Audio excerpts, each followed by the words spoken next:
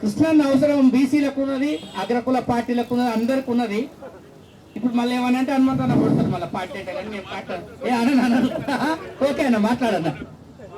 ఈ మహాధర్నా కార్యక్రమానికి నాయకత్వం వహించినటువంటి సమర్థుడు, అత్యంత ప్రతిభావంతులైనటువంటి నరేందర్ గౌడ్ గారికి, అదేవిధంగా బీసీలకు సింబల్ ఎందుకంటే కాంగ్రెస్ పార్టీలో బీసీల జెండా ఎత్తుకున్నది హనుమంతన్న. ఆయన కనుక బీసీ జెండా ఎత్తుకోకుంటే ముఖ్యమంత్రి అయ్యేవాడు. ఆ బీసీ అన్నాక అందరు కలిసి వచ్చారు. అయితే ఆయన పేరు మాత్రం శిరస్థాగినటువంటి కొన్ని పనులు చేశాడు పార్లమెంట్లో. దగ్గరుండి మేము చూసినాం. ఒకటి, పార్లమెంటరీ ఓబీసీ కమిటీ కోసం కష్టపడ్డాడు. అది కాని పని. డిపార్ట్మెంట్ లేకుండా పార్లమెంటరీ స్టాండింగ్ కమిటీ చేయరు. కానీ సోనియా గాంధీని మన్మోహన్ సింగ్ నొప్పించి పార్లమెంటరీ కమిటీ ఏర్పాటు చేశారు. అది చాలా మైల్ స్టోన్. ఇక రెండవది, ఐఐటి ఐఎంలో రిజర్వేషన్లు దాన్ని సుప్రీంకోర్టు చెప్తే ఆయన కష్టపడి పార్లమెంట్ సభ్యులను కూడగట్టి సోనియా గాంధీని మన్మోహన్ సింగ్ నొప్పించి ఐఐటి ఐఎంలో సీట్లలో రిజర్వేషన్లు పెట్టడంతో మనోళ్ళు చాలామంది వేలు లక్షల మంది ఈరోజు ఐఐటి ఐఎం అవుతారు. అట్లాంటి హనుమంతన్న గారికి, అదేవిధంగా వినయ్ కుమార్ గారు మన రిజర్వేషన్లను తగ్గించారు. 34 నుంచి తగ్గిస్తే వెంటనే సుప్రీంకోర్టుకు పోయి ఈ ఒకవైపు అయినా సుప్రీంకోర్టులో కేసు వేసి కొట్టాడాడు. ఇక్కడ ప్రభుత్వం మీద కూడా ఒత్తిడి తెచ్చాం. ఒక్క దఫ ఖచ్చితంగా ఈ 34% ఇవ్వాలని చెప్పి అంటే అప్పుడు ఆయన కేసును ఆయన మంచి సమర్థులైన అడ్వకేట్ నెట్టారు, వాదించాడు. 34% ఆటోమేటిక్గా కంటిన్యూ చేయించారు.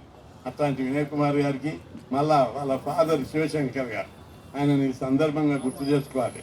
అనేక బీసీ మీటింగ్ లోపల యువతను ప్రోత్సహించి, కొత్త విద్యార్థులను ప్రోత్సహించి బీసీ ఉద్యమాన్ని బలోపేతం చేయడానికి ఆయన వద్ద కష్టం చాలా గొప్పది. 86 లోపలనే ఆయన చాలా రిస్క్ తీసుకున్నాడు. అట్లాంటి శివశంకర్ గారి తనేడు వినయ్ కుమార్ గారికి, అదేవిధంగా వేదిక మీద చాలామంది ఉన్నారు. ప్రతి బీసీ సంఘాల నాయకులందరికీ, ప్రతి ఒక్కరికి అంకిత భావంతో ఇక్కడికి వచ్చి ఉదయం నుంచి ఇంతవరకు ఉన్నటువంటి మీ అందరికీ పేరు పేరున నా యొక్క హృదయపూర్వక నమస్కారం. మన అందరిది హనుమంతన్న చెప్పారు, వినయ్ కుమార్ చెప్పారు, అన్ని వర్గాల వాదనలు మనం విన్నాం. ఒకటే ఇప్పుడు మన ముందున్నటువంటి సవాల్, 42% రిజర్వేషన్లు ఎట్టి పరిస్థితుల్లో లోకల్ బాడీలో అమలు కావాలి, విద్యా ఉద్యోగాలలో అమలు చేయాలి. ఇందుకు సరైనటువంటి విధానాలు ఏంటిది? దీని మీద భిన్నాభిప్రాయాలు ఉన్నప్పటికీ అవి భిన్నాభిప్రాయాలు అనడం కంటే డిఫరెంట్ ఒపీనియన్స్ మార్గాలు. ఒకటి, లోకల్ 2 బిల్లులు సపరేట్గా పెట్టారు. ఆ 2 బిల్లులు సపరేట్గా పెట్టినప్పుడు మేము కూడా ముఖ్యమంత్రితో మాట్లాడాం. ఒక బిల్లును మనం లోకల్గా అమలు చేయవచ్చు, ఒకటి ఇష్యూను అది సెంట్రల్లో పోయి 9th షెడ్యూల్లో పెట్టాలి, రాజ్యాంగాన్ని సవరించాలి. ఎన్ని రోజులు సుప్రీంకోర్టు అడ్డం జరుగుతుంది, ఎన్ని రోజులు ఈ పార్టీలన్నీ కూడా ముసలి కన్నీరు కారుస్తాయి. అందుకే ఒకసారి ఇష్యూ మీద తాడో పేడో యుద్ధం జరగాలి సమాజంలోని మనం ఉద్దేశంతో ఖచ్చితంగా ఈ 2 పెట్టాలి. రాహుల్ గాంధీ గారి చిత్తశుద్ధిని ఎవరు శంకించడం లేదు. ఆయన బీసీలకు ఒక విప్లవ నారాయణ ఇచ్చారు, దేశంలో గ్రహించారు. అందుకు అందరం అభినందిస్తున్నాం. కానీ ఇక్కడ స్థానికంగా ఒక ఇష్యూ వచ్చింది. ఇక్కడ బీసీ వాదం బలంగా ఉంది. ఈ బీసీ వాదాన్ని ఒక్కసారి ఇక్కడ మనం ఈ వాదంతో ఈ బీసీలో రగులుకున్న ఈ అగ్గిని మండిస్తే కేంద్రం కానీ, సుప్రీంకోర్టు కానీ, ప్రజాస్వామ్య వ్యవస్థ కానీ గదే నాడాలి. అదే అందరి కోరిక. అందుకే మనం అందరం ఏం చేయాలని మార్గాల కోసం ఆలోచిస్తున్నాం. ముఖ్యమంత్రి రేవంత్ రెడ్డి గారికి మీద కొంత డౌట్ ఉంది, రాహుల్ గాంధీ మీద డౌట్ లేదు, కాంగ్రెస్ పార్టీ మీద డౌట్ లేదు. కానీ రేవంత్ రెడ్డి గారు అనుసరిస్తున్న విధానాల మీద కొంత డౌట్ ఉంది. ఆయన నామినేటెడ్ పోస్టర్లు ఇవ్వలేదు. పోస్టింగ్లల్లా చుట్టుపక్కల హైదరాబాదు పరిసరాల లోపల డిఎస్పీ, డిప్యూటీ కలెక్టర్, ఆర్డీఓ పోస్టర్ల ఒక్క బీసీకి ఇవ్వలేదు. ప్రాముఖ్యత కలిగినటువంటి పోస్టులు ఇవ్వడం లేదు. ఆయన అక్కడక్కడ మాట్లాడినటువంటి కొన్ని గతంలో మాట్లాడినటువంటి విధానాలను చూసి కొంత డౌట్ ఉంది. రెండోది, ఆయన అనుసరించే ప్రక్రియ కొంత డౌట్ ఉంది. ఏం చేయాలి? బిల్లు పెట్టాం, అందరినీ కలుపుకొని పోవాలి. పార్టీలో పిలిచి అఖిలపక్ష సమావేశం ఏర్పాటు చేయి, అదేవిధంగా మేధావుల సదస్సు ఏర్పాటు చేయి, అన్ని కుల సంఘాలు ఇలా బీసీ కుల సంఘాలు బీసీ సంఘాలు బలంగా ఉన్నాయి. ఈ బీసీ వాదం ఒకరితో రాలేదు. అన్ని సంఘాలు పటిష్టంగా నాయకత్వం పెంచుకుంటా పోరాడుతుంటే బీసీ వాదం వచ్చింది. అందరి అభిప్రాయం ఏం చెప్తారు? నీకు 42 ఎట్లీలో పెట్టాలనే చెప్తారు. నరేంద్ర నిలిచిన ఆయన అదే చెప్తారు. రాంకోటి నిలిచిన, నందగోపాల్ నిలిచిన, గుజ్జకృష్ణ నిలిచిన, సత్యం నిలిచిన, ఎవరిని నిలిచినా వాళ్ళందరూ ఏం చెప్తారు? 42ని ఎట్లా అమలు చేయాలనే చెప్తారు. అందుకు మార్గాలు చెప్తారు. ఆ వాదనను వినకుండా ఏకపక్షంగా పోతే డౌట్స్ వస్తున్నాయి అంతే. అందుకే మీకేమాత్రం చిత్తశుద్ధి ఉన్న ముఖ్యమంత్రి గారికి అందరిని కలుపుకొని తీసుకోపో, మమ్మల్ని కలుపుకొని పోతే రాష్ట్రాన్ని స్తంభింపజేస్తాం. గతంలో మండల్ కమిషన్ అప్పుడు, మురళీధరరావు కమిషన్ అప్పుడు కోటటి వినయ్ కుమార్ చెప్పారు ఉద్యమం జరగదని. 2 సార్లు మండల్ కమిషన్ అప్పుడు రాష్ట్ర బంద్ జరిపారు. 180 మందిని జైళ్లలో పెట్టారు. సమసంగ్రామ పరిషత్ 86 అప్పుడు ఒకసారి బంద్ జరిపారు. 2007లో విద్యా సంస్థలు రిజర్వేషన్లు ఇస్తే సుప్రీంకోర్టు స్టే ఇస్తే బంద్ జరిపితే అన్ని పార్టీలు పోటీ పడి బంద్కు మద్దతు ఇచ్చారు.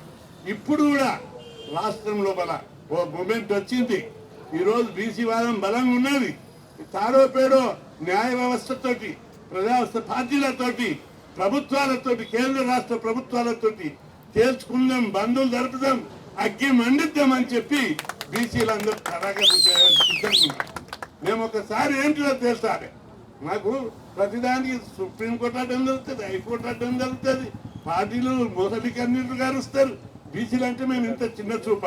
ఒక్కసారి మీ రిజర్వేషన్ ఇష్యూ మీద సరి అయిన విధానం అవలంబిస్తే అందరిని కలుపుకొని పోతే అందరు మద్దతు ఇస్తారు. మద్దతు ఇవ్వనోడు వీడవుడవుతాడు. తెలంగాణ మూమెంట్ ఎట్లయింది? అందరు పార్టీలకు అతీతంగా అందరు తెలంగాణ మూమెంట్కు పోటీ పడి ముందుకు వచ్చారు.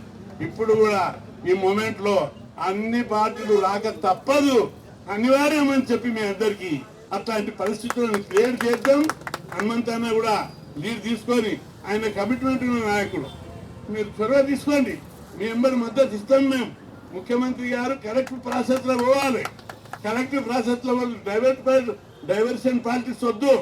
ఇక్కడ బీసీ రిజర్వేషన్ అందరు కోరుకున్నట్టు 42 కావాలని. ఉద్యోగాలల్లో సర్పంచ్ ముఖ్యమంత్రులు మీరే, మంత్రులు మీరే, చైర్మన్లు మీరే, ఎంపీలు మీరే. మేము సర్పంచులు అయితే కూడా ఓర్వరా? దీనికి అనేక ప్రక్రియలు అడ్డంకులు సృష్టించే కథలు పడతారా? అందుకే మేము ఒకటే కోరుతున్నాం, 42కు అందరూ ప్రజలందరూ సిద్ధంగా ఉన్నారు. ప్రతి బీసీ జై తెలంగాణ అప్పుడు ఏమన్నారు? పుట్టే ప్రతి బిడ్డ జై తెలంగాణ అనుకుంటూ పుట్టారు. ఇప్పుడు కూడా పుట్టే ప్రతి బిడ్డ జై బీసీ అనేటటువంటి వాదం గ్రామాల్లో ఉన్నది. కాబట్టి దీన్ని ఉపయోగించుకొని న్యాయ వ్యవస్థను, రాజకీయ వ్యవస్థను అందరిని ఒకసారి మనం ఉంగబెడితే అది పర్మనెంట్ గా ఓ చరిత్ర ఉండిపోతుంది. రాజ్యాంగాన్ని సవరిస్తారు, చట్టసభలో ఇదే పునాదితోటి చట్టసభల్లో కూడా రిజర్వేషన్లు వస్తాయి. అన్ని న్యాయ వ్యవస్థలో రిజర్వేషన్లు వస్తాయి, ప్రైవేట్ రంగంలో రిజర్వేషన్లు వస్తాయి. తెలంగాణ ఒకసారి ఎగిసి పడాలి దేశంలో. ఎందుకంటే తమిళనాడులో పెరియార్ నాయకత్వం లోపల ఒక మూమెంట్ వచ్చింది బాగా. అయితే జయలలిత ఎప్పుడైతే 69% రిజర్వేషన్ పెట్టిందో ఆమె పార్టీలు మద్దతు ఇచ్చాయి, అందరు మద్దతు ఇచ్చారు. కేంద్ర ప్రభుత్వం నరసింహరావు కూడా మద్దతు ఇచ్చారు. ఆమె ఢిల్లీలో కూర్చొని 69% అయినాక నేను ఢిల్లీ నుంచి తీసిపెట్టిపోతాను. అట్లా అది ఒకటే కాదు, తమిళనాడులో బంధులు జరిపింది, రస్తారోకలు జరిపింది, రైతులు బంద్ చేసింది. తమిళనాడు అంటే ఏంటిదో ఢిల్లీ గదగద రాలేటట్టు చేసింది. మనం కూడా ఢిల్లీ గదగద రాలేటట్టు తెలంగాణలో ఉద్యమం చేస్తే తెలంగాణ ఉద్యమంలో రాటిదలేరు మనోళ్ళు. ఒక్కసారి బీసీలు అంటే ఏంటిదో దేశానికి తెలంగాణ చూపించారు. అదే మా కోరిక. అందుకోసం కలిసి రావడానికి సిద్ధంగా ఉన్నాం. ఉపయోగించుకోండి. రాష్ట్ర ప్రజలందరూ సిద్ధంగా ఉన్నారు. పార్టీలకు అతీతంగా బీసీలు సిద్ధంగా ఉన్నారు, బీసీ నాయకులు సిద్ధంగా ఉన్నారు. మాకు కావాల్సింది అలా 42. ఇక్కడ 2 అంశాలు ఉన్నాయి. ఒకటి, లోకల్ బాడీ రిజర్వేషన్లకు స్థానికంగా రాజ్యాంగం లోపల ఆల్రెడీ ఉన్నది, జనాభా లెక్కలు ఉన్నాయి, రాజ్యాంగంలో ఉన్నది. నోటిఫికేషన్ ఇస్తే జరపొచ్చారని దీని మీద కూడా చర్చ జరగాలి. న్యాయ నిపుణులతోటి, ఎక్స్పర్ట్ తోటి చర్చ జరపాలి. అదేవిధంగా విద్యా ఉద్యోగాలలో అయితే ఖచ్చితంగా రాజ్యాంగానికి 9వ షెడ్యూల్ పోవాలి. అవసరమైతే రాజ్యాంగాన్ని సవరించాలి. రాజ్యాంగం 9వ షెడ్యూలే కాదు, రాజ్యాంగ మౌలిక స్వరూపాన్ని మార్చైనా బీసీలు ఈ దేశంలో మా వాటా కోసం జరిగే ఈ పోరాటంలో మిలిటెంట్ పోరాటాలకు కూడా సిద్ధంగా ఉన్నారు. ఒకసారి బీసీలు అంటే ఎన్ని రోజులు మమ్మల్ని పిచ్చగలేదాకా చూస్తారు, ఎన్ని రోజులు మిమ్మల్ని అడుక్కోవాలి. కోర్టులు అడ్డం జరుగుతాయి, రాజకీయ పార్టీలు మొసలి కన్నీళ్ళు రాస్తాయి, కేంద్ర రాష్ట్ర ప్రభుత్వాలు లెక్కలేని తనంతో చూస్తారు. ఒక్కసారి మేమంటే ఏంటిదో చూపించాలి, ఈ ఇష్యూ మీద చూపించాలని ఉంది. కాబట్టి ఈ ఇష్యూను కరెక్ట్ డీల్ చేస్తే ప్రభుత్వం అందరూ మద్దతు ఉంటుంది. 42% ఎన్నికల కోసమని మీరు మొండికేయాలి. అందుకోసం ప్రజలందరూ ఇవ్వడానికి మద్దతు సిద్ధంగా ఉన్నారు. రాహుల్ గాంధీ గారు కూడా చాలా గట్టిగా నినాదం ఇచ్చాడు. దానికి అనుగుణంగా పోతే బీసీలు అందరూ కూడా సిద్ధంగా ఉన్నారు. అంతేకాదు దీని ప్రతిపాదిక మీద పార్లమెంటులో బీసీ బిల్లు పెట్టి చట్ట సభల్లో రిజర్వేషన్లు పెట్టాలనే ఇష్యూ కూడా ఈ సందర్భంగా రేజ్ అవుతుంది. కేంద్ర ప్రభుత్వం రాజకీయ పార్టీలన్నీ కూడా దిగొస్తాయి. న్యాయ వ్యవస్థల సుప్రీంకోర్టులో ఇంతవరకు బీసీ సీజే కాలేదు, జడ్జీలు లేరు, అన్యాయం జరుగుతుంది. అక్కడ జడ్జిమెంట్ ఇచ్చిన దాంట్లో ఒక్క బీసీ లేడు. అదేవిధంగా ప్రైవేట్ రంగంలో రిజర్వేషన్లు లేవు, అడుగున బీసీలకు అన్యాయం జరుగుతుంది. కాబట్టి తాడో పేడ తెలుసుకోవాలంటే ఒక్కసారి తెగింపుతో బీసీలు సిద్ధంగా ఉన్నారు.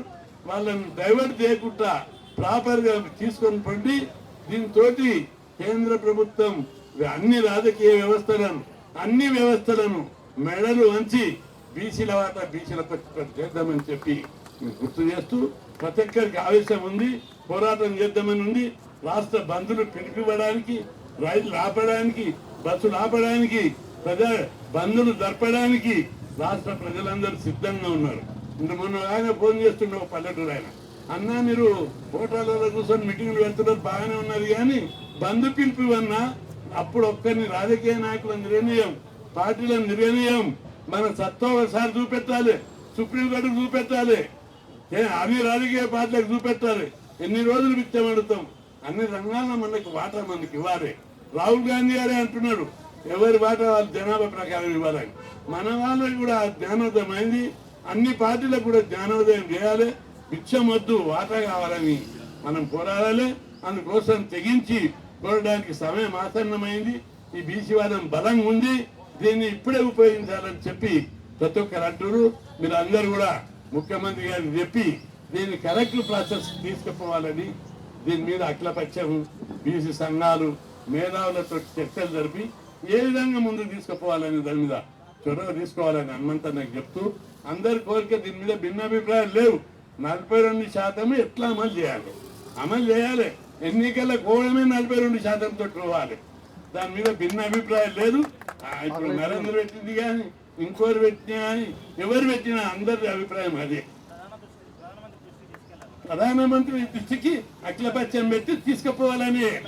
అందుకే కదా ఒక్కసారి అగ్గి మండిస్తేనే వ్యవస్థ లోపల గుర్తింపు వస్తుంది. కానీ తెలంగాణ ఎట్లయింది, అందరూ ఎవరినో ముఖ్యమంత్రి చేయడానికి అగ్గి అయిపోయారు. మన వాళ్ళందరూ బలి అయిపోయారు. 12 మన కోసం మనం నిన్న బలి కావాలని నేను అడుగుతున్నాను. మండియాల వ్యవస్థ ఒకసారి బంద్ జరిపి రైలు ఆపి బస్సులు ఆపి బంధువులు జరుపుతుంటే కేంద్రానికి శకాలు తగ్గుతాయి, అన్ని పార్టీలకు శకాలు తగ్గుతాయి. అటు ఇటున్న పార్టీలు కూడా దారికి వచ్చేస్తాయి. తెలంగాణ మూమెంట్ ఎట్లా వచ్చిందో అన్ని పార్టీలు ఇక్కడ కూడా అన్ని పార్టీలు అట్లా రావాలని, అందుకోసమే అందరి తపన అని చెప్పి గుర్తు చేస్తూ ఈ ఉద్యమాన్ని సక్సెస్ చేయడానికి మనం ఎవరైనా కూడా భిన్నాభిప్రాయాలు వద్దు, ఒకటే అభిప్రాయం 42% అమలు చేయాలి. ఎన్నికలంటే పోతే 42%. ఈ డిమాండ్ మీదనే భవిష్యత్తులో మన బీసీ బిల్లు రావాలి, చట్టసభలో రిజర్వేషన్లు కూడా పెట్టాలని చెప్పి ఇది పునాది కావాలని కోరుకుంటూ అందరికి ఆ దిశగా పయనిస్తామని హనుమంతన్న తప్పనిసరి దీన్ని కోఆపరేట్ చేయాలని చెప్పి కోరుకుంటూ సెలవు. థ్యాంక్ యూ అన్న, థ్యాంక్ యూ. ఎవరు వెళ్ళొద్దు, అందరికి